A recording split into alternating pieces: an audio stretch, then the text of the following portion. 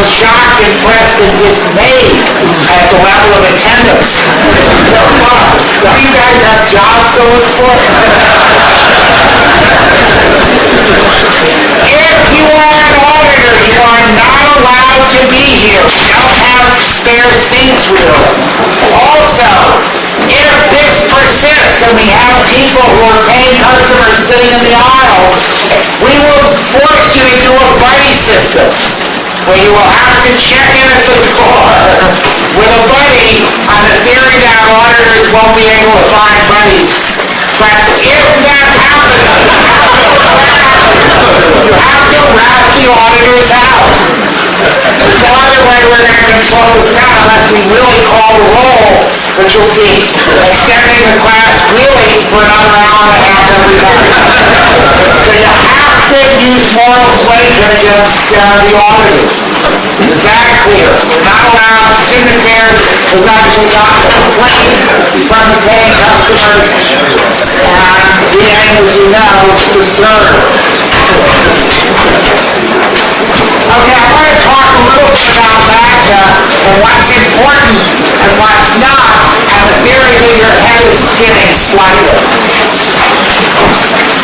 First of all, you have an asset value of about $12.2 billion. Don't worry so much about the details of where that came from, especially the intangibles. The procedure you want to have a good sense of. You can either work down the balance sheet, or you can just start with book value and just add the additions. If you think there's excess property, plant, equipment, subtract the subtractions, and so on. That you'll learn to do on the job. You won't remember the details of what we tell you to do on that here. In terms of valuing the intangibles, whether you do it as a number of years of SG&A, or whether you do it the way we did it, which is item by item, look at the cost of reproducing the product portfolio, the sales relationships, and the trade labor force, going to sort of industry numbers for what you would pay headhunters to acquire the labor force, going to what you would pay a sales agency to acquire the sales in terms of commissions and so on. Doesn't really matter. Look, turns out the reason this course is different from the past is we're in the process of producing a second edition of the book. All this will be in the second edition of the book, and you can read it then, which is when you really need to know, which is when you're out in the world doing this stuff. So I would not worry so much about the details of that. But I would pay attention to the basic idea, and particularly to the story that gets told when you finally do the numbers. So you have about $12.2 billion of asset value, and about, if you look at the earnings dollar value, is about $9.5 billion. Now, where is Mike? Gotta be here after giving. Okay, Mike did an extremely valuable service last time and deserves a hand.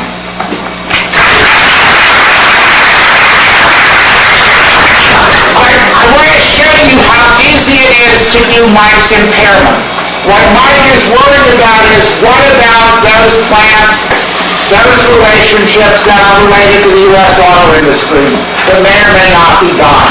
Well, you can identify the fraction of sales, the fraction of the labor force, and the fraction of property, plant, and equipment that's associated with that, and that comes to about $4.4 billion.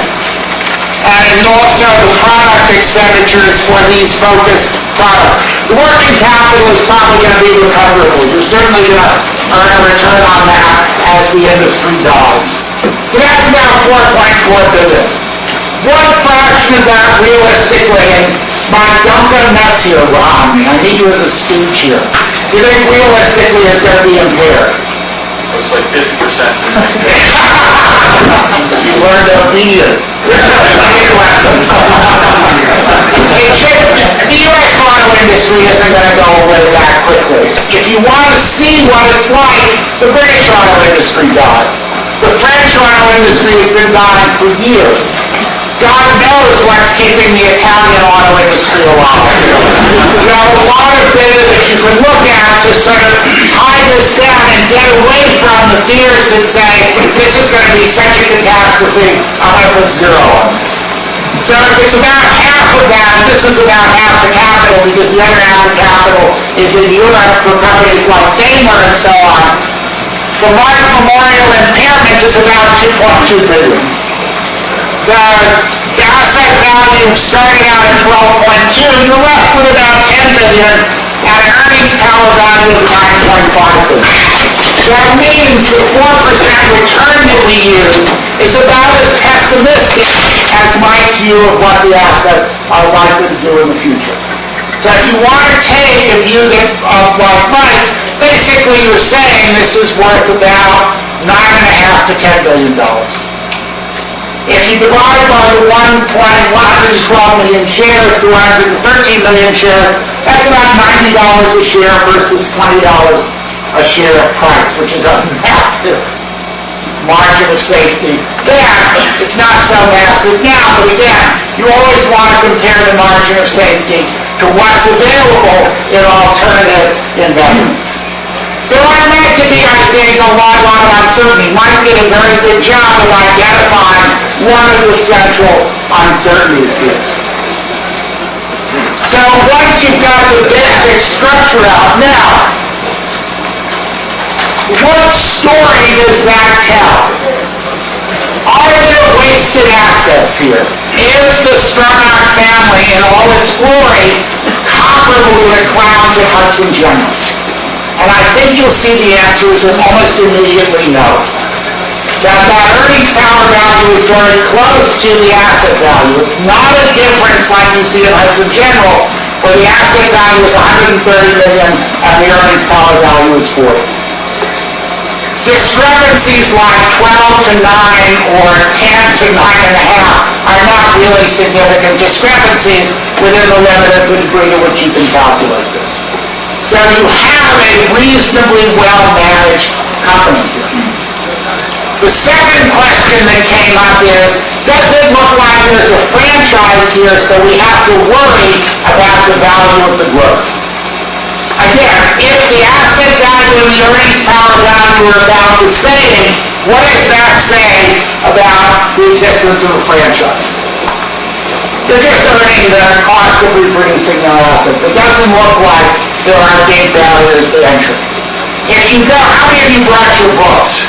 If you just go to the value line tear sheet, you'll see what the return on equity looks like for that. In the past, it was actually when the oil industry did really well, it was quite good. If you average over what looks like a cycle, it's maybe 10-11%. Because you've got some 4 to 4.5% there. Well, does that return on equity suggest there's a powerful franchise here? No, it's not really. It's about what you'd expect. It's a very risky business. You want at least probably a 10% return on the equity, even though it's highly unlevered. So the LOE is okay, not great. And again, that's consistent with the asset value equal earnings power value, and it's a reasonable story. Is there share stability here? And that's, again, something you want to look at. And what's the obvious answer? And this is something that comes up again and again. You think that Magna's share of this market has been growing. Of course it has. It's growing much faster than the automobile industry from sort of $6 billion to $24 billion over a period of about 10 to 11 years. If Magna can grow that fast, doesn't suggest that there are barriers to entry here.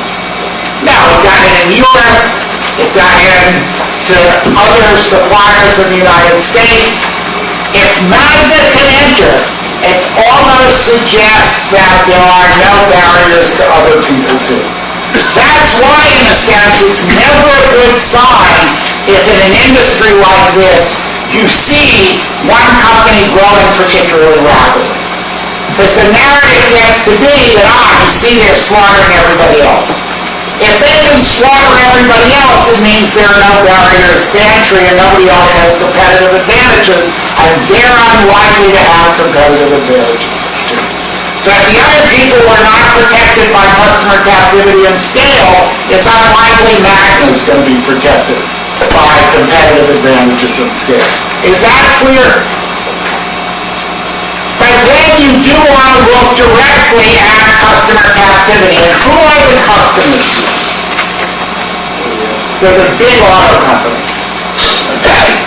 After they've signed a contract, they are captive. But when they sign a new contract for a new part, you think they just give Magna whatever price Magna wants, the way you give Marlboro cigarettes, whatever price, the combination of the government and Philip Morris wants. No, there is a negotiation. They like to have multiple sources. They don't like to be captive, and they understand that process. So even though once the contract is signed for the life of that part, there is significant captivity, just as in the case of Hudson General, once they have the airport contract, there is significant captivity. That captivity is something you pay for up front because you're bidding for the contract. Everybody knows you're going to have the profits of the captivity later in the life of the contract, and that comes into the bid. You may get some slight scale advantages, but in a case like this, where their facilities are also spread all over the world, there's not a great big core scale here. But they're competing for new contracts with other people all over. So it doesn't look like there's a franchise here, and that tells us that we sort of have a consistent narrative that it may not be completely Mike's narrative, he may be a little more pessimistic, but it's very close to Mike's narrative. It's a reasonably conservative margin. It involves a reasonable write-down in the assets. And there's no franchise here to create value from growth. What you see is what you get. It's worth about $10 billion. How many people thought it was worth buying at $2.2 billion? Everybody. Because he's also getting $1.7 billion in cash. Today, what is it, Mike? 55? I don't know, it was up today, probably. Okay, so it's 55 to 60. The margin of safety is smaller, but again, it's smaller for everything that's available. And the notion that the global car industry is going to die has really substantially receded as companies like Ford, God help them, have actually made a profit in the face of their union. Is there any question about that? Does anyone want to talk about this process of fraud detection? Yes? How that's sold? I mean, we talk a lot about, like, what price, or how do you think that's sold? Okay. Really great question, and when the speakers come, you'll have to ask them that. What's my predisposition on when to sell? When it gets to 90. Why? Because A, once you sell, you have to pay the capital gains tax. So you have to pay, and when Obama gets finished and the state of New York gets finished, that'll give you a lot of money. If you're a tax-free entity, you're an endowment or a pension fund, you can obviously sell more conservatively. But right away, you're going to lose at least 15% of the gain from, so at the 70, you're going to lose 15%, which is about $10 when you sell. So if you sell at 90, you're going to realize 80. So that's the first thing you have to pay attention to. Second very little secret is the one that we let Tano tell you, which normally in value classes you don't let out, which is what, Tano? I don't know. Momentum values in the short run. If this ran up to 90, the chances are it would run up to 90. So probably as it goes through 90, if you have the guts, you want to start selling off slowly over that to take advantage of the market. That said, if you're really a nervous Nelly, where should you sell this? Mike? 60.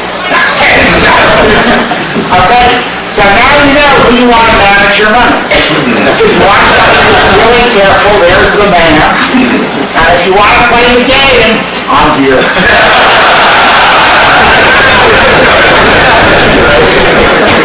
All right, any other questions? Yes.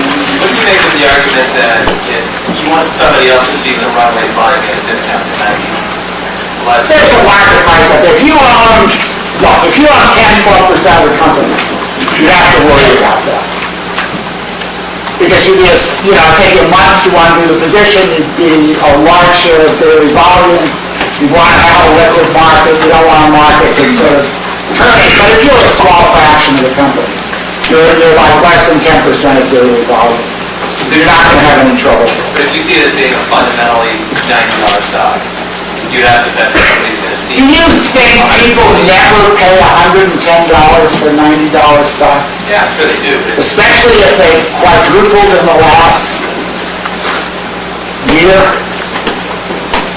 I have a lot of history on that. Stocks that go up, people get excited about. And as long as the market is there, I wouldn't worry about not being able to sell it. Now, the sentiment can turn. I mean, clearly, the more expensive that stock is, the closer it is to that $90 value, the more money you've got at risk. But I think that's the fundamental judgment you want to make. I don't think you want to be in the business of doing favors for the people on the other side of the trade, right? They're not going to help you out. Suppose you don't sell it at, you sell it at 80, and it goes to 120. Try calling those people up and saying, how about you give me another 20? Okay?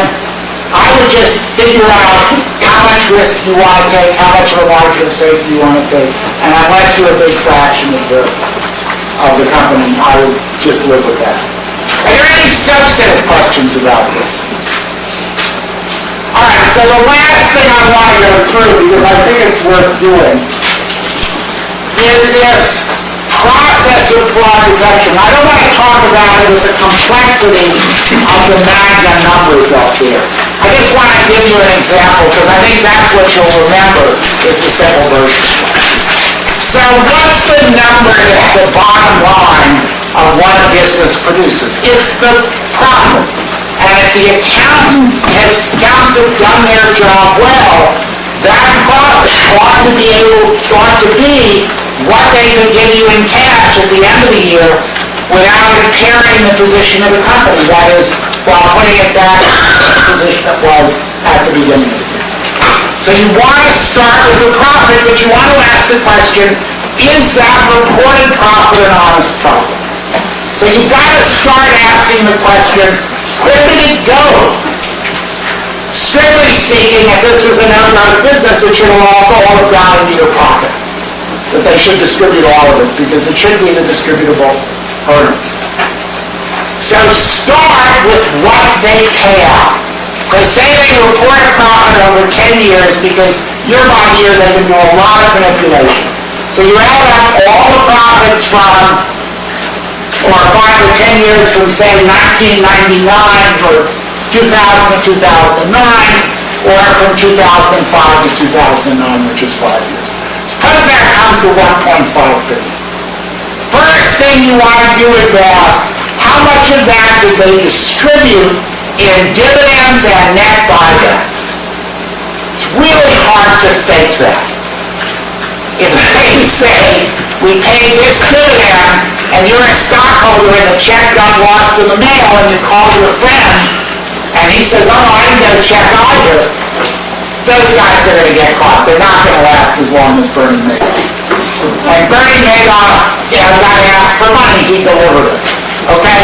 Suppose you add up the dividends and net buybacks, which is buybacks of shares minus sales of new stock, and that's 500 million. Well, that means of the 1.5 billion, you've accounted for 500 million of it. You know where 500 million of it went. Okay, what's the next place it could go that you should have reasonable confidence that it's there? And the answer is net cash. So look at the end of 2009 at cash minus debt, and look at, say, if you're doing a 10-year thing at the end of 1999 in cash minus debt, and see how much that net cash increased. And if it increased by 500 million, you know where another 500 million went. If it decreased by 500 million, it means you better find out where another 500 million went to. So the second thing that's very hard to fake, and the only case I know where somebody has faked it successfully is Greenwald, and that's because the Italians are artists and accounting as in everything else. That this is a reasonably reliable number. Is that clear?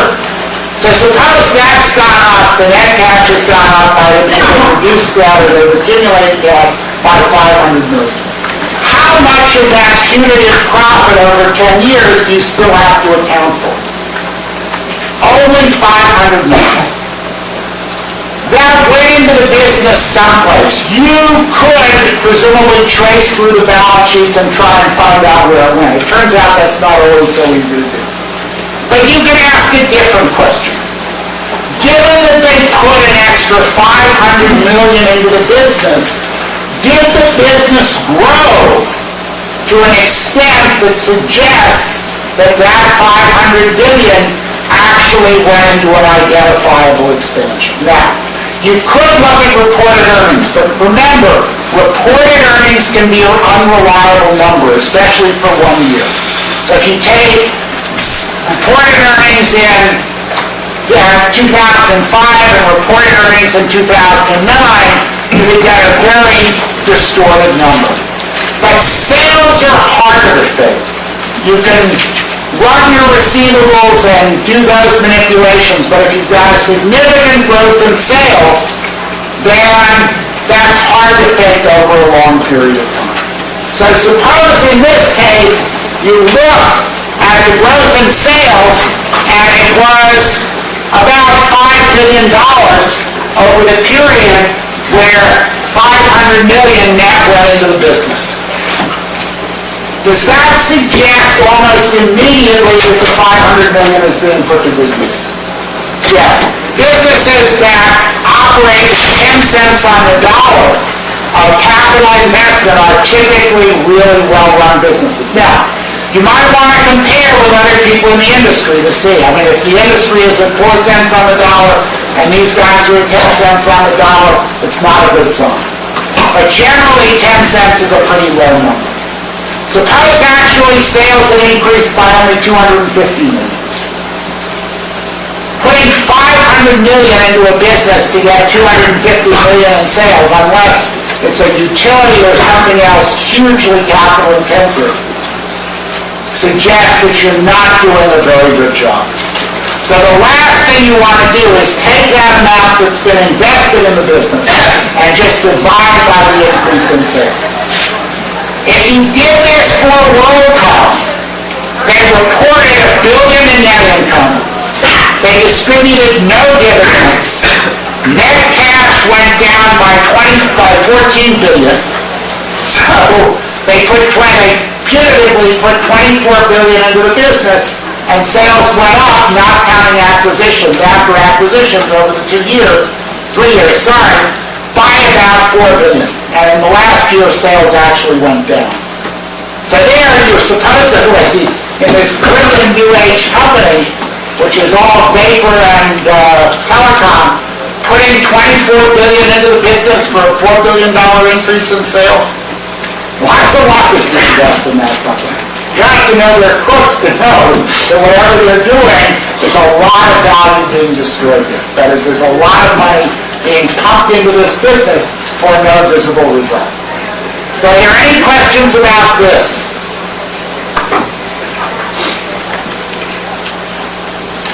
Or is it completely self-evident? And it's a simple thing to do. And it's a matter of keeping track of what numbers are hard to fake. Okay? Any other questions before we go on to talk about how to evaluate growth stocks? Yeah. Did you use capital expenditures over that time frame? No, because they can fake it. How's that? Oh, they say they take their operation. This is what WorldCom did. They take their ordinary repair and maintenance, and they call it all capital expenditures. So what happens to their reported maintenance costs? They are zero. So what happens to their reported profits? Remember, you can fake capital investment more than anything else, because you can fake depreciation, and you can fake what you call investments in equipment, because it's very hard to audit, especially for software and intangibles, which are now around. Focus on the things where, why are dividends, and let me put it this way, if you want to develop a measure like this, why are dividends and buybacks hard to fake? Go ahead. People know if they haven't gotten the money. There's another party on the opposite side of that transaction that ought to be able to see it. But there's the recipients who know if they got the money or not. Why is net debt hard to fake? Or net cash rather hard to fake? Because there's a bank that holds the cash, and there are debtors who hold the debt. And it's just, there's another party who sees very clearly what those transactions, what those numbers should do. So they're hard to fake.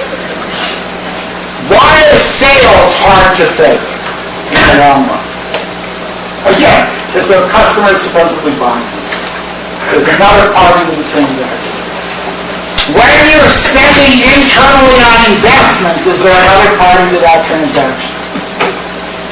No, there wasn't. WorldCom was just using its own people to, quote, build its network. And whenever there's not another party you can check with on the transaction, it's not going to be a reliable indicator. Okay? Why do people BlackBerry like crazy? I just think, boy, what did I say? They're sending it to their dogs. Alright, so what I'm going to start, if there are no more questions about that, and I think it's that basic structure you want to remember. Asset value, earnings power value, the kind of analysis that Mike did on that, where the threats are, what is the story that's being told here, is it consistent with the nature of the market, and ultimately then, how do you detect in this particular case, because it's a large issue, fraud on the part of this manager. Because if we're done, what I'm going to do is, of course, take you through everything you should know, and then we're going to talk about valuing growth companies. So this is the process. You've seen it. You want to search. You want a valuation approach. You want to have a disciplined way to go out and collect information and to check your valuation conclusions. And ultimately, you want to do risk management that we're going to talk about later. Why do you do the search process? Because you have to know why you're buying something. If you're buying it because your dentist told you, you're in real trouble. You want to have a sense that you are buying it because it's an opportunity based on established psychological biases. For it, you just want to stay away from lottery tickets or institutional biases, or limited competition from other investors. It's the family just has to dump it and there are not a lot of buyers, or because you have a special competence in this. That's the benefit of specialization. Or you're good at observing expert behavior. You can legally get inside information, and also you're very disciplined about insisting that there be a rationality. So whenever you buy something, you ought to have a sense of why you're buying it, and that's really the heart of your search strategy.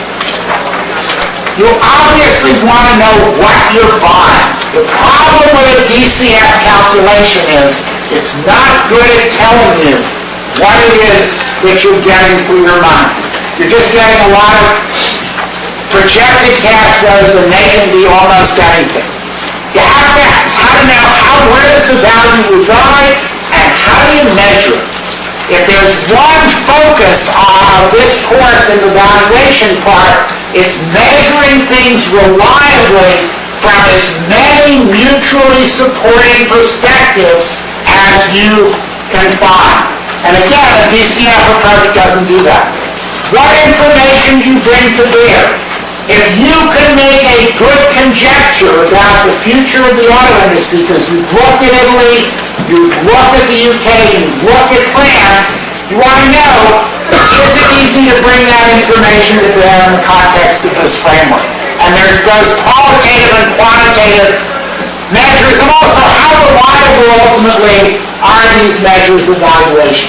You want to have a feel for how reliable our $130 million valuation for Hudson General was, and what do you think the errors probably were on that, reasonably? Absolutely at most plus or minus 20 million. But you have that really pinned down fairly accurately. In terms of Magna, what do you think the likely errors are? Probably plus or minus 2 billion. They're probably substantially higher because, of course, we don't have the kind of detailed information, and we don't have the benefit of a buyer for most of it for cash and almost half the value in basically cash. So you want a valuation process that enables you to know what you're buying. Basically, what that consists of is an asset value, an earnings power value, and you're going to defer the consideration of growth until today. Ultimately, when you've done those two things, you're either in this situation, which is Hudson General, you're in this situation with Magna, where you can buy it because you're getting a $2.2 billion price, which is way below this, or you're in this situation, which is what we're going to talk about today. If you're in this situation where the assets really don't matter much, where you've got competitive advantages that give you outsized earnings that you hope are sustainable so you can pay for them, the crucial thing to understand is the sustainability of those earnings. And if they're not protected by assets, they've got to be protected by barriers to entry, and we've talked ad nauseum about what they are. Proprietary technology or resources, captive customers, and ultimately economies of scale. Whether it's network externalities or fixed costs. When you go to look at those, remember, you have to look at it on a market-by-market basis. Anybody who tells you this company has 6% of the global market, or this company has 25% of the global market, is wasting your time. You want to know individual market by individual market where they make money. The classic case of that, who's the biggest cell phone vendor in the world? Cell phone company in the world? No, I mean not the having the systems operators. It's basically Vodafone. Vodafone is a British company. Does that mean they're profitable in Britain? No. Their market share in Britain is 25%, and they don't make that much money because it's all over the place, and they have to have facilities all over the place. Where do they make their money? Italy, where they're close to 50%, in Germany, where they're 40%, and in countries like France, where they're 10% or less, or God help them, although they didn't do this stupidity, if they were as dumb as Deutsche Telekom in the United States, at 5%, they're never going to make a penny. So remember, you have to look on a market-by-market basis. If you can look regionally, you want to do that. Large global markets are very difficult to dominate. Typically, you want a company that dominates local markets, either in product space like Microsoft, Intel, and pharmaceutical companies that have specialties. Pfizer, who decides they're only going to do blockbuster drugs, surprise, surprise, and dominate the global markets, turns out to be a disaster. Or in geography like the cell phone companies and the retailers. Now, today, we are going to talk about buying growth companies. What you have to understand is this is the unsafe sex of the investing world. And you have to be comparably careful here. Remember the data that Kano showed you. People who invest in growth indiscriminately typically underperform. That the data indicates investors systematically overpay for growth. So you want to be very careful. It is the least reliable element of value. It's really where you don't know what you're buying because it's all out in the future, and it's extremely highly sensitive to the assumptions. We're going to talk about that problem. Historically, value investors wanted the growth for free. For a franchise company, if you read the early Buffett letters, he would pay full value for the current earnings power of Coke. When he bought it, it was at 12 times sustainable earnings. It's about an 8% return, which is about the cost of capital of a big, safe company like Coke without any debt or any significant leverage. So he bought the earnings power and he wanted the value of the growth for free. Increasingly, because value tends to reside here, you're inevitably going to have to look at it, and you want to look at it properly. The first thing you have to know is that in growth, there are two basic forces at work. First, a growing stream is worth more than a stable stream. No question about it.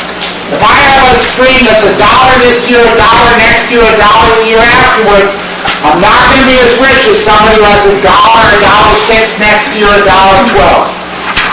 But, and this is what everybody forgets in their excitement over the first factor, almost always you have to invest to support the growth. So the distributable part of the growing earnings stream at any moment in time is less than the distributable part of the earnings for the non-growing stream, and it's less by the amount you have to invest to support the growth. And the question is, where do those two forces balance? Where does growth on balance create value? Where does it not create value? And where does it destroy value? And it turns out that if you look at growth properly, it's really easy to tell. And you've seen this slide and so forth. By the way, if any of you ever become teachers, the hardest thing to do is to repeat yourself over and over again. Because the tragedy of being a teacher is until you get to be really experienced, you listen to yourself all the time. In my last years at Wesleyan, I'd stopped listening to myself. So in fact, I was really a perfect teaching machine. Except that once I was writing on the board and I realized I was going, ha ha ha. And another time I realized I was talking and I had completely lost track of where I was on the lecture. And so I said to them, where was I? They said, you were here, and I knew immediately and just went on.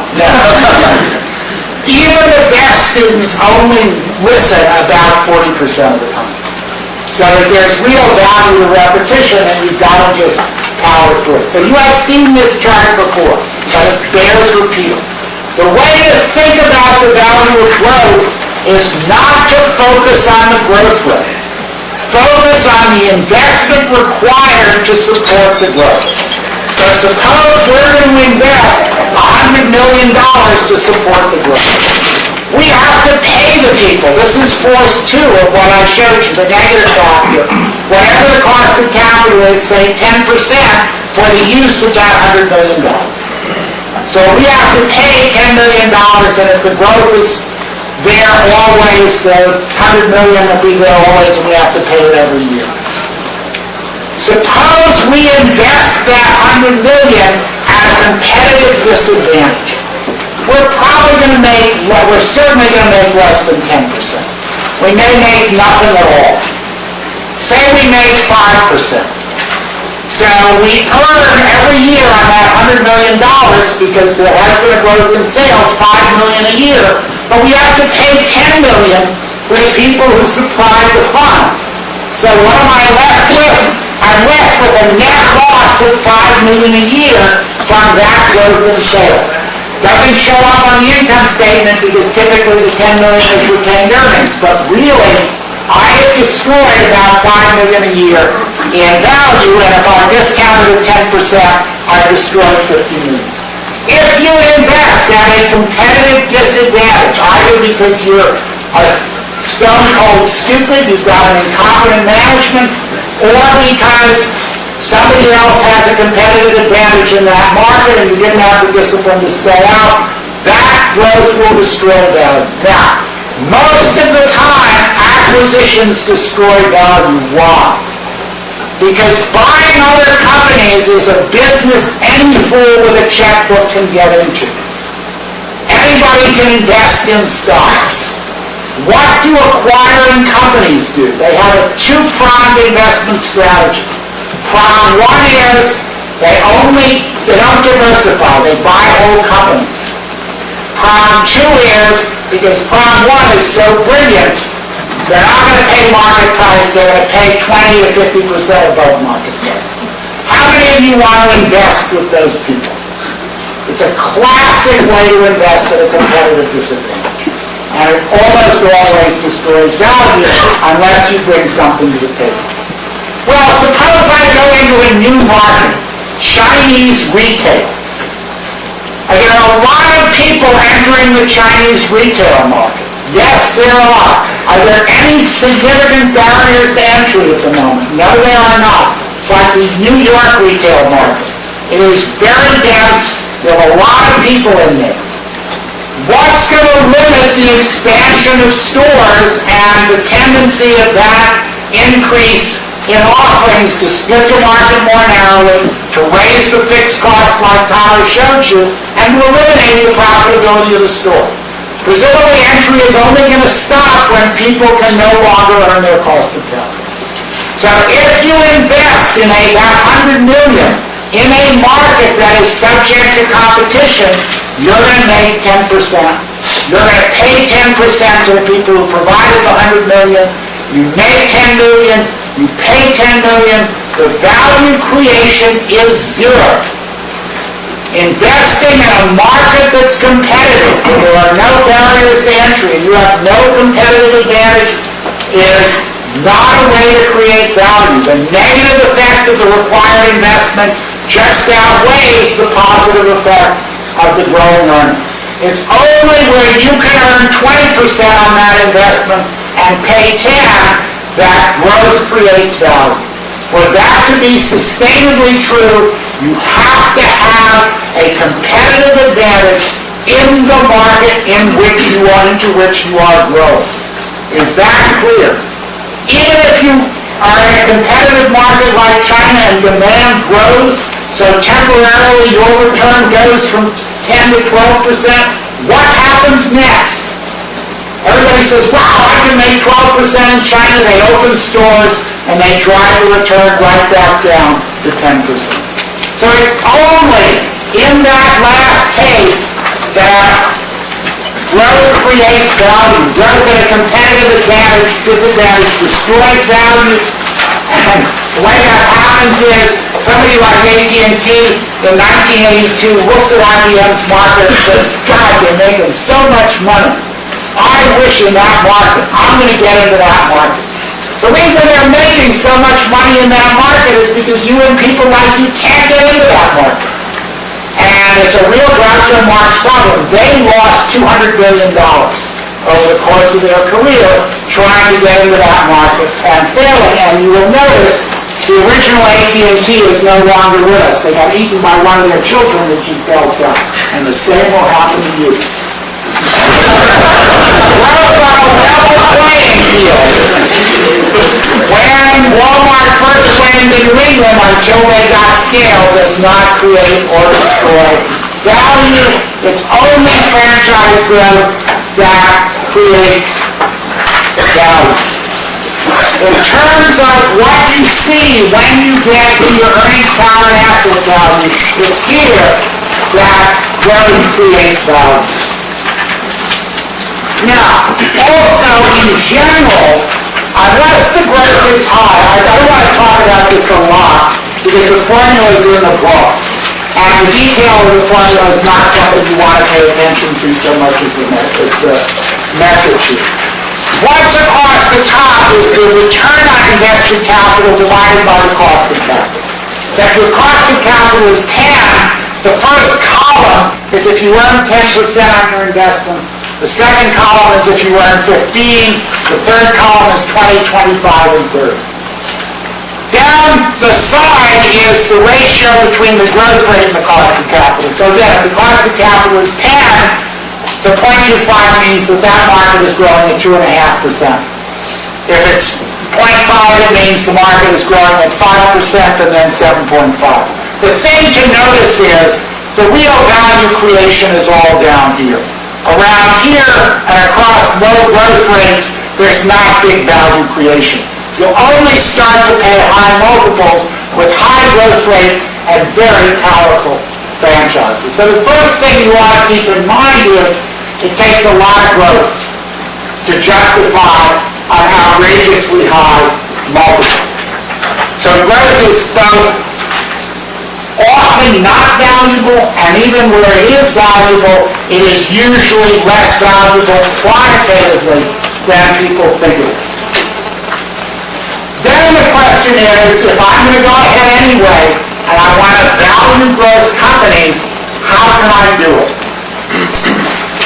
And the problem is this: there are two ways that you can do this. We're going to have to confront the problem of growth. We cannot. These slides, by the way, you don't have. They will be around. They will be put on Angel. Is it Angel or is it Boss? Angel is it? They will be on Angel by certainly Thursday, I hope. So what you've got is the ratio of the value of the price is equal to the cash flow times 1 over the difference between the cost of capital and the growth rate, which is the value, divided by the price. And typically what you want is that value over the price to be greater than some margin of safety. That is essentially, by the way, that term, the cash flow times 1 over R minus G, is what you did when you did an NPV. It's just doing the terminal value right up front. And if you do a detailed cash flow NPV, it's not going to be all that different. There is another way to do this, and significantly, we told you not to do it in 6301, and we were wrong. And that is to say, let's not look at value to price. Let's start with what it means to have the value of price be substantially greater than 1. And all I'm going to do is multiply both sides of this equation by R minus G. That surely is just high school algebra. Well, so if the value is greater than the price, it means that the cash flow return is greater than the difference between the cost of capital and the growth rate. If I bring the growth rate I add the growth rate to both sides of the equation, it cancels out here, and what I get is that the cash flow return, the distributable earnings return, which is the cash flow divided by the price, plus the growth rate, has got to be greater than your cost of capital. That's another way of looking at the same problem. So you can look at it that the value has to be greater than the price, or the total return, the cash flow return plus the growth that drives capital gains, has got to be significantly greater than your cost of capital. That is basically an IRR approach, yes? Can't you also look at return on invested capital? Hold that thought. This is basically the terms of the investment. The return on invested capital will determine what the growth rate is, and will determine to some extent what that cash flow return is. But I think we want to look at the simple basic things first and not do sort of complicated calculations that vary that factor. We're going to return to that basic factor. We're going to look at the return on invested capital in some detail. Okay? Just bear with me for a second. Alright, so I can either approach it this way or this way. Now, the fundamental problem is this.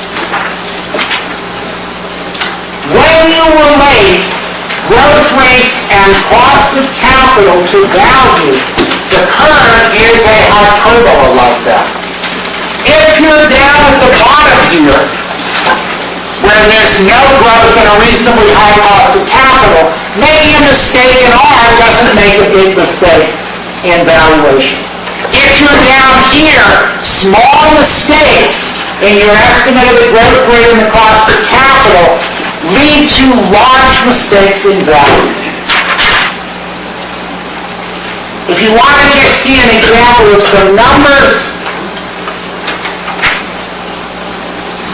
if I take just the cash flow times 1 minus R minus, on the typical cost of capital is 10, a growth rate is 5, I'm going to multiply that cash flow by 20. If the growth rate is 4 and the cost of capital is 11, which is just a 1% mistake in either direction, then it's 1 over 11 minus 4%, which is 1 over 7%, which is not 20, it's 14, which is more than 50% less. If I have a 1% mistake the other way, so the growth rate is actually 9, the cost of capital is 9 and the growth rate is 6, I have 1 over 9 minus 6, which is 1 over 3%, which is 33. Small mistakes in those estimates of R minus G lead to large mistakes in valuation. Once you recognize that fact, which of these two measures is going to be better to use? This is one where the changes in the growth rate and the cost of capital have a huge effect on your measure of value and a huge effect on your margin of safety. If this is the way I do it, how does the growth rate and cost of capital enter? Linearly and on opposite sides of the equation. The growth rate is 1% higher. What does it do to the return that you get? Just goes up by 1%. The cost of capital is 1% higher or lower. What does it do to the required return that you're going to compare that return to? It just raises it or lowers it by 1%. So it is the second approach that is far more transparent for this dangerous business of valuing growth stocks than the way we taught you. In fact, you are better off doing an IRR, it turns out. As complicated as the formula looked when you did it in 6301, than you are doing an NPV. And when you look at Warren Buffett, the way he values these stocks is he looks for a target return and a margin of safety between that return he thinks he's going to get at the existing market price and multiple and what his cost of capital is. In his case, the target return he looks for is 13%. Glenn Greenwald, who if you're in the other class you'll get to hear, who is another extraordinarily successful growth stock investor, and probably the second most successful one in these kinds of Buffett stocks, also looks for a return. He looks for a 15% return. The reason God is just is that if you do the right approach, the numbers don't matter. If you look over the last 25 years, Buffett and then Greenwald have roughly exactly the same return. But you want to do it in terms of return. So the crucial thing to understand about a value approach to investing is it's not a one-size-fits-all approach. If you don't have to worry about the growth, because the growth is not that valuable, there's no franchise, the asset value ought to be roughly equal to the earnings power value, do the asset value, the earnings power value, look at the story it tells and investigate your margin of safety. What we did at Hudson General, it's what we did with Magna. If you want to do Buffett stocks, of which Coca-Cola is preeminent, where you're going to buy earnings, you better first of all have a strong, sustainable competitive advantage /franchise/barriers to entry. Typically in that case, the earnings power value is going to be way in excess of the asset value. So you're not going to spend a lot of time worrying about assets. You think it's a weak franchise that's going to go away, you may be left with the assets. But what you're going to buy there are earnings because it's the economic situation that's protecting them, not the assets. So you're going to look at earnings power values and there's going to be a significant value to growth. What you're going to do though is not look at a value. You're going to look at an implied return at the current price, which is distributed cash plus capital gains, and look at a margin of safety versus returns available in the market. It is a fundamentally different approach, and what it's driven by is this principle of knowing what you know in valuation. What is the best, most transparent way to use the information that you have on estimated cash flows, on growth rates, and on costs of capital? And what I'm going to do for the rest of this evening is talk about applying this second method. And there are, again, two ways to do it. And that's good because it enables you to, again, triangulate. None of this is, all the handwritten ones are new. We'll get them typed up and we'll get them on the road. The first is, yes, sorry. Is the R that we're supposed to use as our hurdle rate the same as the R that we use in the earnings power value as our It cost of should capital? be, but let's think about it. I'll talk about this, but I might as well talk about this. Suppose that if you bought a market portfolio, you would earn about 7%. If you buy one of these growth stocks at a particular price, the only judgment you have to make is, do you think this is more or less risky than the market portfolio? So, for example, we're going to talk in a second about Microsoft. Do you think that Microsoft at a less than market multiple, or approximately the same multiple to earnings as the market, is more or less risky than the stock market as a whole? Almost certainly less. They have $40 billion in cash. They have no price competition, that the earnings could evaporate, but actually if you look at their most vulnerable sector, which is servers, their market share in servers is growing. Compare that to Magna, who could get wiped out right now with the U.S. automobile industry. So what you want to do is start with a market return, then make a judgment in much the way we did at getting a cost of equity for a while. Make a judgment about whether this is high risk or low risk relative to the market, and get your comparison cost of capital accordingly. So if the market return is 7, what you want to do is a comparison return for Microsoft. Go ahead and use 7. You've got a big margin of safety over 7. You've got 13, 14, 15%. My advice to you is buy Microsoft all day long. And forget what multiple it is, what the quote value is compared to the price. So what you're going to do is, first, you have to verify that a franchise exists in the part of the business where you're going to pay for the growth. That the earnings power value is significantly higher than an asset value. There are high returns on equity and high returns on invested capital historically. On average, stable market share and no real entry here. But they have 90% share, and typically that means they'll grow with the market. Once you've done that, calculate, first of all, just the cash return. Dividends and buybacks, on average, divided by the market value. So all you have to do is say, look, and if you look at Microsoft, they've been distributing about 15 to 16 billion in cash for the last several years. Their market value after you take the cash on their balance sheet out is about 200 billion at the moment. It fluctuates day to day. That means you're getting in Microsoft about an 8% cash return. So start with just that cash return. Look at the history of dividends and buybacks, and that's where you start. That's the first component of your return. What's the second component of your return? It's capital gains. What's going to drive capital gains in the long run? Growth in earnings. What's going to drive growth in earnings? Growth in the market in which this firm operates. Why should you not put a high growth rate on the firm's sales itself as opposed to a high just the market growth rate?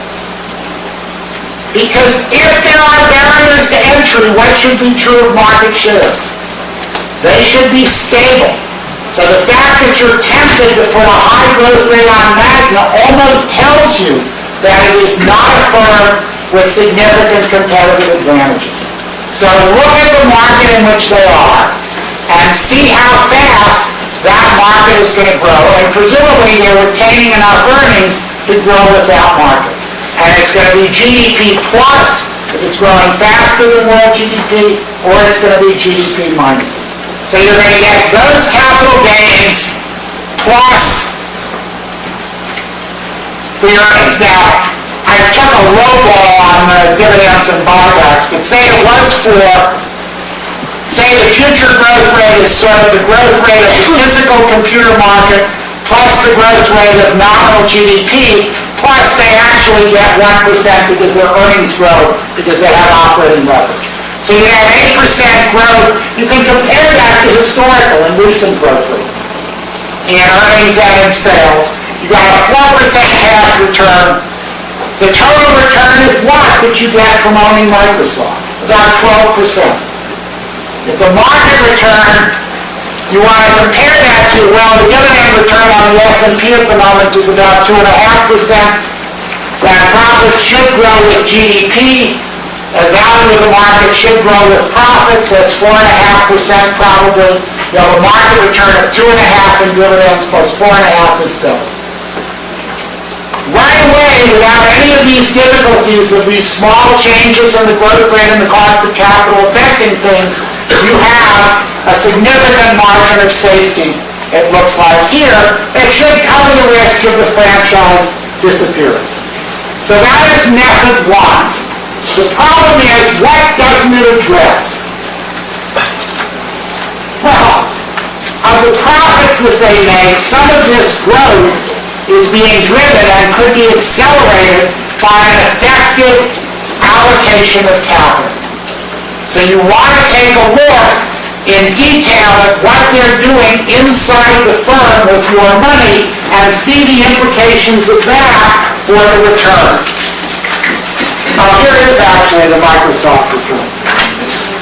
So when Microsoft was at 17, by the way, and this was at low buybacks, it was 6.5. The volume growth was 4. They had some significant pricing power of 2.5.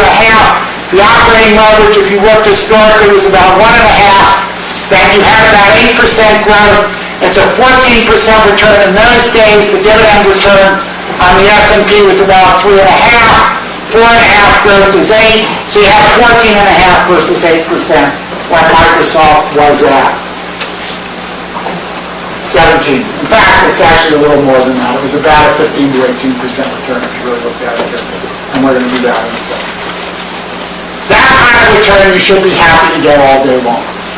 And sooner or later, if you're getting that kind of return, the market return is at 7%, and Microsoft is trading at the same earnings return or distribution return as the market, what's going to happen to Microsoft's multiple? It's going to go up. So you're probably also, in the long run, going to get some appreciation. The second way to do this is to do it another way comparable to the way you could do the overall market return. So to start, again, you've got to verify the franchise is there. If the franchise is there, you're not going to look at these return values. Then calculate the earnings return. Get your earnings power correct for things because dividend policies can change and be unstable. To some extent, you'd like to have a feel for starting with the earnings ability of this enterprise. Start with an earnings return. Not now with the dividend immediately. That earnings return is going to get divided into two parts.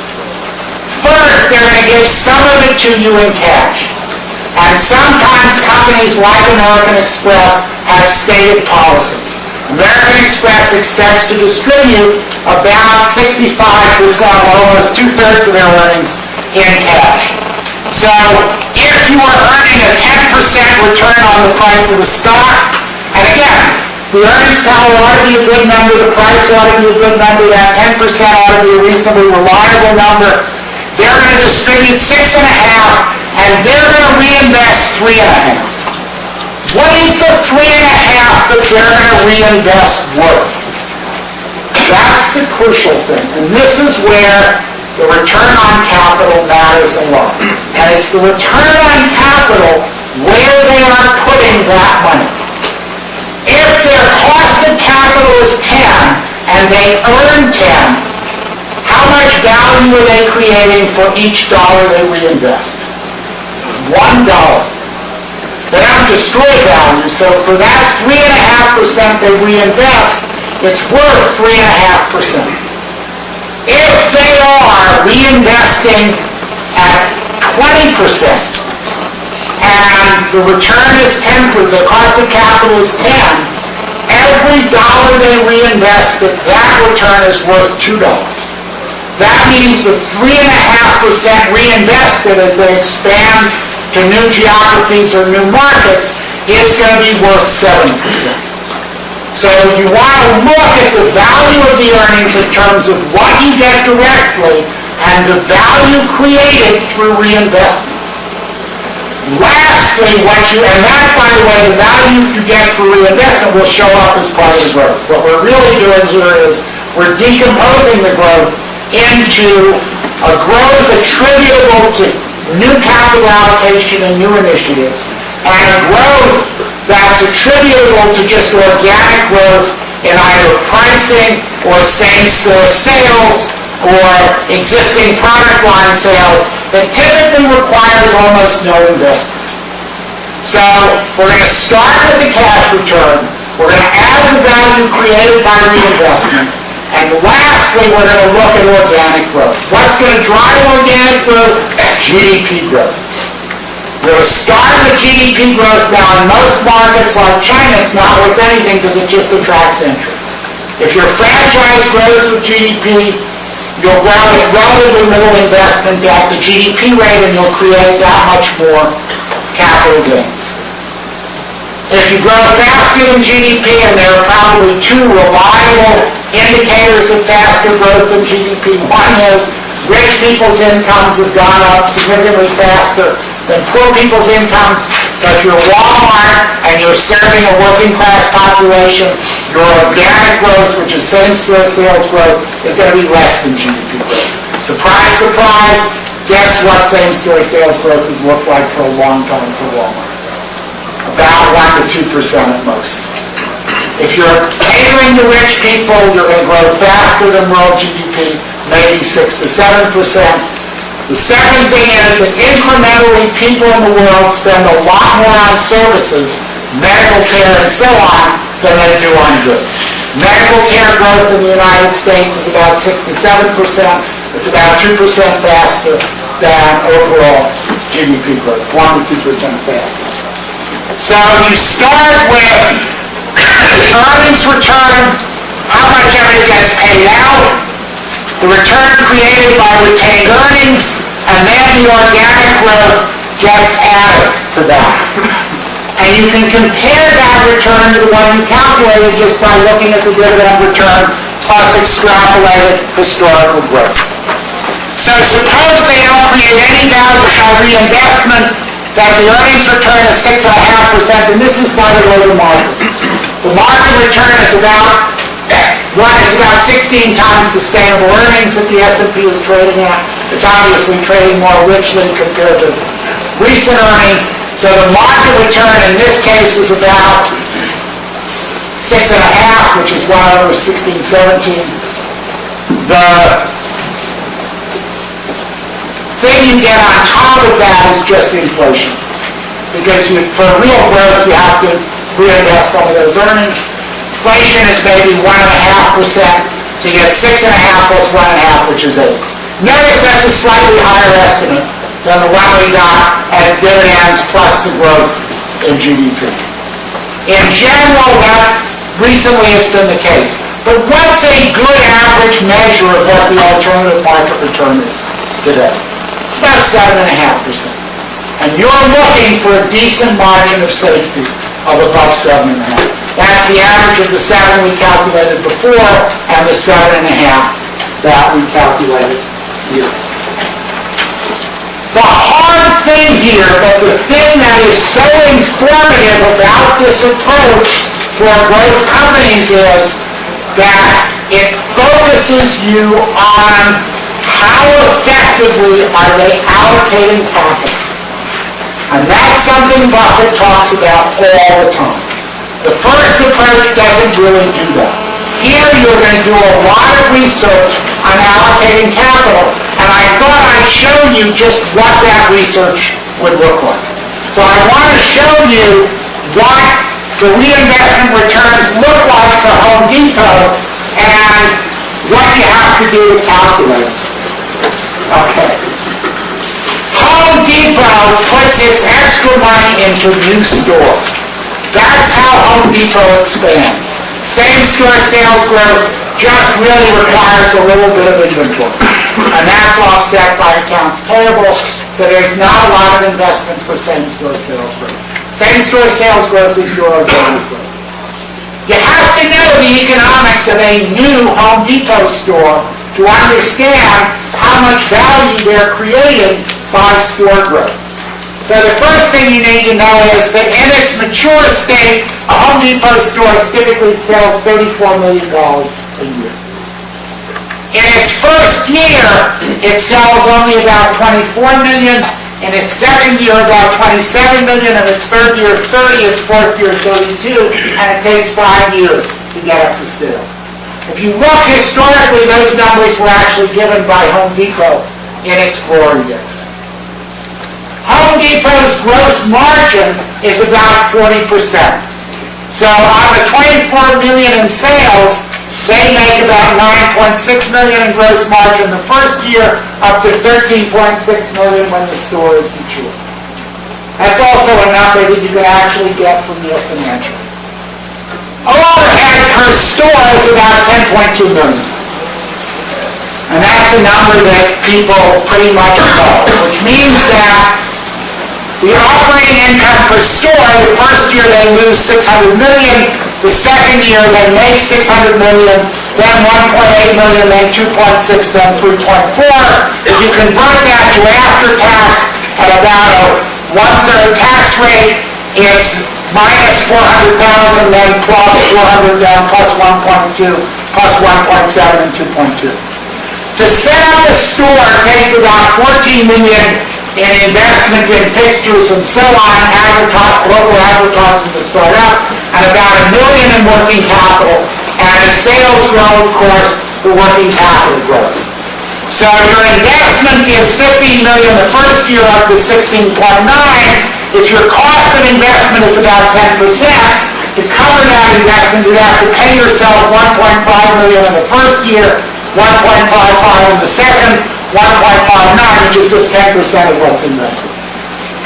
If you look, therefore, at the real economic profit, you have an actual accounting profit of $400 million. To justify the capital invested, you should have a profit of $1.5 million. You are, in effect, losing $1.9 million the first year. The second year, you're losing $1.15 million, then $0.39, then you go to profit. At the end of the day, you make about $500 million a year. The mature store, over and above its cost on working and fixed capital, creates about $5.1 million in value. But if you blow up the losses along the way, because you've got to cover those and you have to pay the 10% on the losses along the way come to $4.7 million. So what do you make on that $15 million investment at the end of 5 years? You make about $400,000. If you discount back to the present, you make about 1.6% pure economic profit. So does new store opening create any significant value above the capital invested for Home Depot? No, it doesn't, but it doesn't destroy value. And that's an important thing to recognize. There are areas where Walmart, especially overseas, destroys a ton of value. But you can see that this is information you really want to know about if you're paying for the future of Home Depot. Does that answer your question on return on invested capital and how it plays in? So basically, what you see is what you get. What they retain in earnings, they create that much value, they don't particularly destroy value. Okay, so you have two ways to get at what these returns are compared to that market return of 7 to 8%. One is just look at distributed dividends plus some measure of historical growth. The other way is to break it down, look at the distributed return, look at the growth generated by reinvested capital, because that's forward-looking, and look at the growth from organic growth and things like same-store sales growth. What I'm going to do is actually ignore the Cisco, or I'm just going to do 3 of these. These are all what look like franchise stocks that people got very excited about when the market started to break, say at the middle or the end of 2007, say early 2008. There's Walmart. They have some slight customer captivity. They have huge local economies of scale. American Express, there's a lot of habit formation and credit card use. They have some economies of scale in marketing and negotiating with high-end merchants. You've got Gannett, which is local newspapers, a lot of customer captivity, and huge local economies of scale.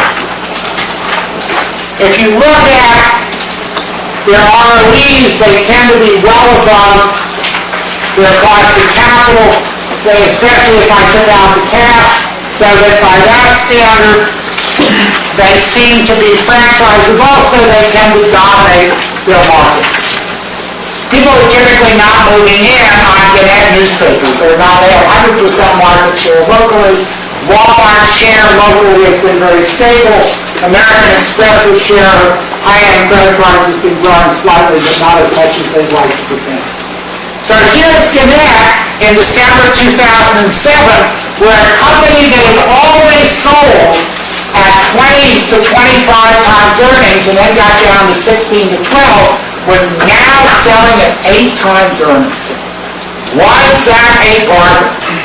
Again, if you did a discounted cash flow, you could fairly easily justify that in terms of a cost of capital and a growth rate. If you look at an average operating income that's steadily declining, so let's take the most recent year, it's about 1,651. They were paying about 32.5% in taxes. You have excess depreciation of about $114 million. So you've got a net operating profit after tax of about $1.2 billion. The market capitalization was $6.9 billion. They actually had quite a lot of debt. They had some cash. The net debt was $2.8 billion. So to buy the whole enterprise and get that $1.2 billion in no debt would have cost you about $9.76 billion. That is about a 12.6% return. In terms of multiples, you're paying about 8 times net operating profit after tax. So the question is, how many people think that's a lovely return for something like a newspaper? And people at the time bought newspapers, including people who should have known better. Because if you thought about the standard valuation techniques, they showed that an 8 times multiple was pretty reasonable in terms of the difference between a cost of capital and a growth rate. They retained about a quarter of the profits, so the cash return was a quarter, 3/4 of the 12.6. So if I take 3/4 of this, I get about 9.4% cash return. They reinvested 3.2%. You think they did a good job? They had a lot of above average return investments? No, they did stupid internet investments. At best, they destroyed 25 cents of every dollar they reinvested. So of the 3.2% they were reinvesting, they were maybe creating 2.4% of value. So basically that 12.6% was worth about 11.8% in value created. Why is it less than the 12.6? Because you're destroying value with some malinvestment. At what rate do you think this franchise is shrinking? And remember, when franchises shrink, you don't get asset recovery. What do you think the organic growth here is? It's at least 7% a year. This is going to be half the size it was. Plus, you're going to lose operating scale at a minimum. Profits are going to shrink here, and remember, your earnings driven by 7% a year. If that's the organic growth, and there's no real capital recovery to offset it, I start with the 11.8% and I subtract the 7% organic growth. What's the return here? 4.8% per year. Do you think that in early 2008 it was worth investing in newspapers for a 4.8% return when the market return was about 7 to 8? I think newspapers were above or below average in riskiness. They're above average riskiness. It's a below market return. There's not really a lot of uncertainty about that. There's no way in the world any of those numbers are going to get you above the market return. So what was the problem with everybody who was excited about buying newspapers at an 8 times multiple? They looked in a space where the imprecision of the valuation estimates supported that stupidity. If they had looked in the return space, they would have seen immediately, as Warren Buffett did, because one of the students who went out from this class in the past to ask him about newspapers, he said, what are you going to do about, what's the future of newspapers? Because all these supposedly smart people were investing in them. And he said, if I didn't have an emotional attachment to them, I'd get rid of them all. And that's presumably because he understood this calculation. Now, you ought to have a sense that this is much more revealing than an 8 times or a 6 times or a 4 times multiple. Because it tells you at an existing multiple exactly what return you're getting.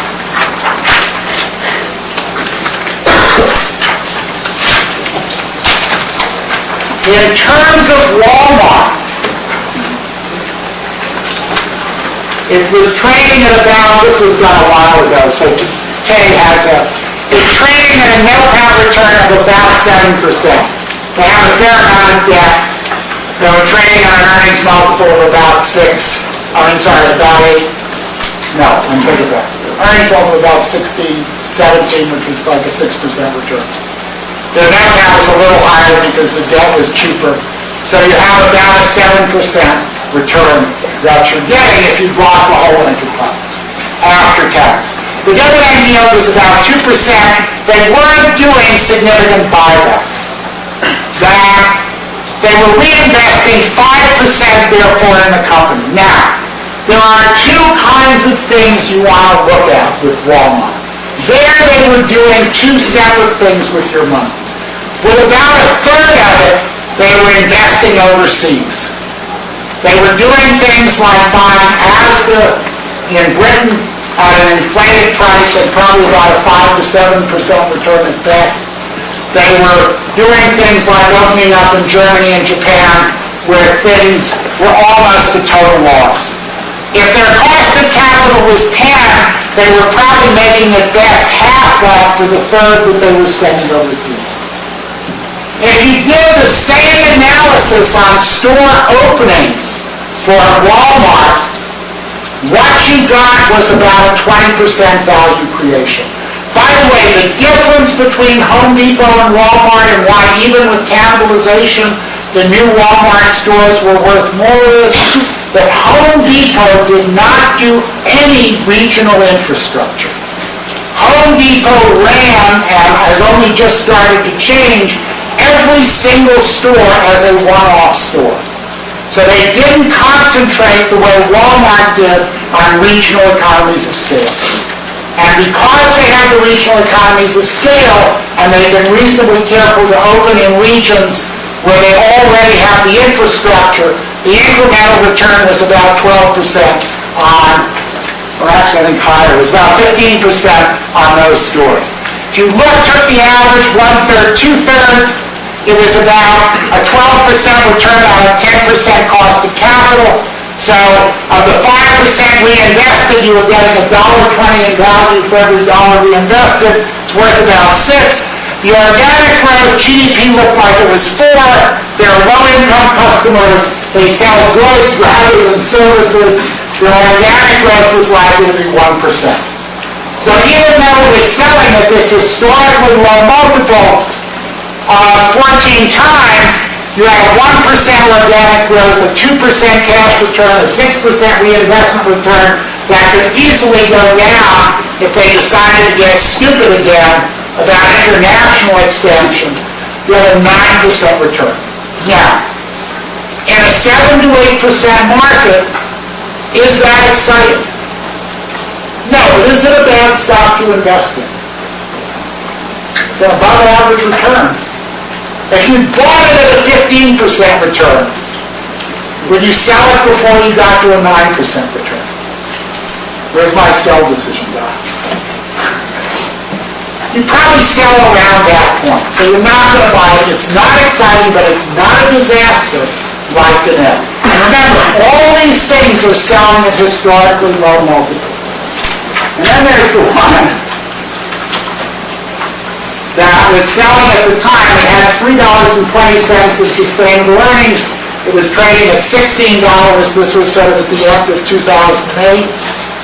So this was American Express. You have a 20% earnings return. Basically, they were distributing 2/3 of that. They were retaining about 1/3, which is 7%. Again, where was that money going? In the long run, it was going to loans. They really didn't need it for anything else.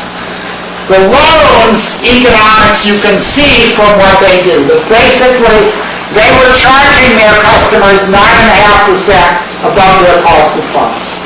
The average write-off rates, they were temporarily high, were about 5.5%. So the net margin was 4, safe leverage was 8 to 1. It's a 32% return pre-tax, they had about a 37% tax rate. Again, at the margin, they had an opportunity to earn about 20% on incremental investment in the long run. Their cost of capital, you think, is 10. That's a 2 to 1 value. So the 7% reinvestment is worth 14. Then you have the reinvestment return on the 7 side of a rack of 14. I took a high rack, I guess, for this. So you have 7 times 1.5, which is about 10. The organic growth is GDP plus. You think billings for American Express grow faster or slower than GDP? Faster, because they tend to be rich people. So if GDP is 4.5, you're talking about maybe 6. So you've got a cash return of about 13%, a reinvestment return of 10, which is, I've done this math wrong. So it's 13 plus 10, which is 23 plus 5. I double counted the 7. So you've got a 28% total return. So even if the cost of capital for American Express, because it was a financial at that point, was 10 or 11, you still have an enormous margin of safety. You still want to see whether American Express is going to go bankrupt. It wasn't, by the way, because they were shrinking their loan book and putting money temporarily in cash, and these are long-run returns. They would not have turned over a single piece of debt for 3 years, and they still would have been okay. And if the economy was still in that state for 3 years, life would have been terrible. So what happened to these stocks? Obviously, Gannett is worth a lot less than it was at the time. Walmart has stayed almost exactly where it was. It's fairly priced. American Express went down from $17 a share to $10 a share. You bought it there, it's at just about, $37, $38 today. But the important thing is that the multiples tell a very different story here than the return data. And the return calculations, it seems to me, give you a much clearer view of what you're buying when you buy growth. So the value approach to growth stocks is not an asset approach at all. It's a return approach. So if you're going to get into this game, you're going to again get into it from a perspective that in valuation terms is very different from what everybody else does. It should be much more revealing given the success of these people. And the only last word I leave you with is, if you decide to do this, you better wear the investment equivalent of a condom. You want to do this very carefully because the psychology is against you. It's better be a growth company that everybody hates. Thank you.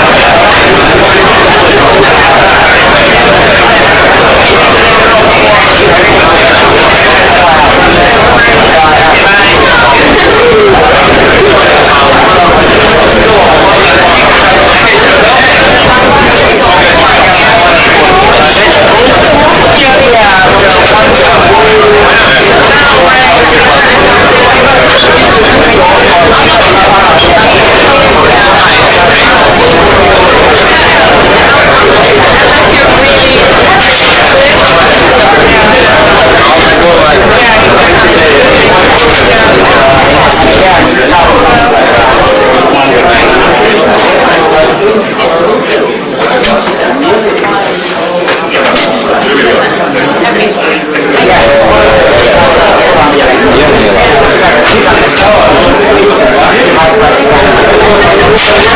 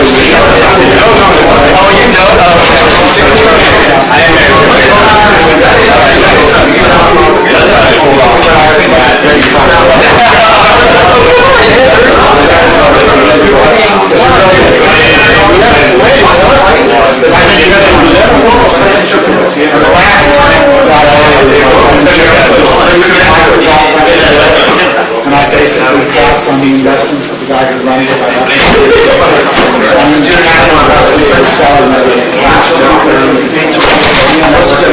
It was 1,200 all the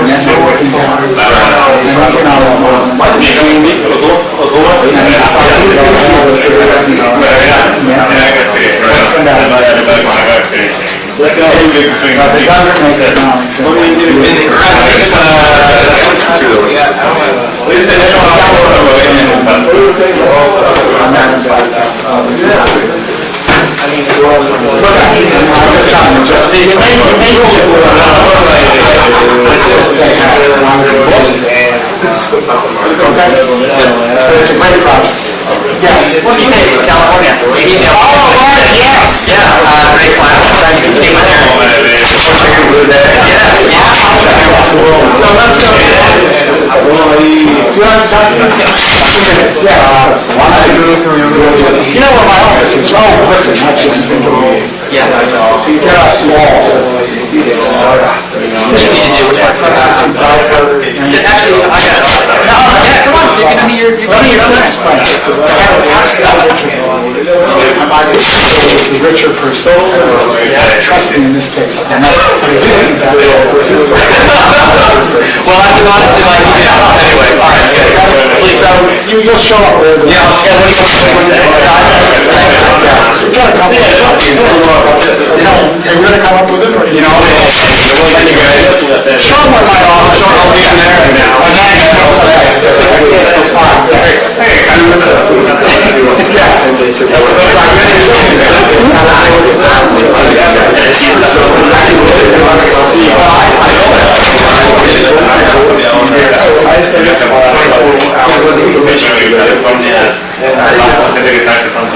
This is the only history that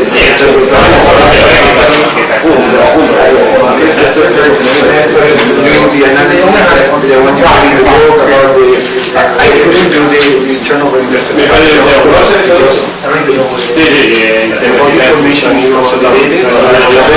We should know.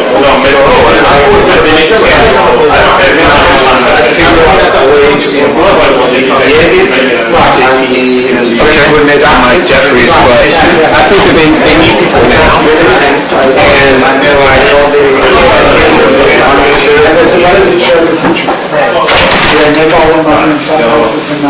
Basically in Chile. Show you the file. You should audit this numbers.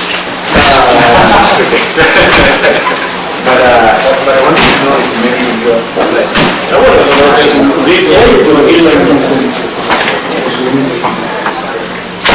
after you turn it into the final paper, which you're going to do as soon as the closing's over. Because, you know, we'll get out the signing price later, you can turn in the paper early, then we can talk about it, because I'll have to use your... Okay, because what I have so far is like the part of the economics of strategic behavior, your competition demystify group, and now I'm going to start working on the value investing group. Although I already read it, I finished the book yesterday, but so I've been learning a lot about my own company, by the way. So, Okay, thank you very much for that.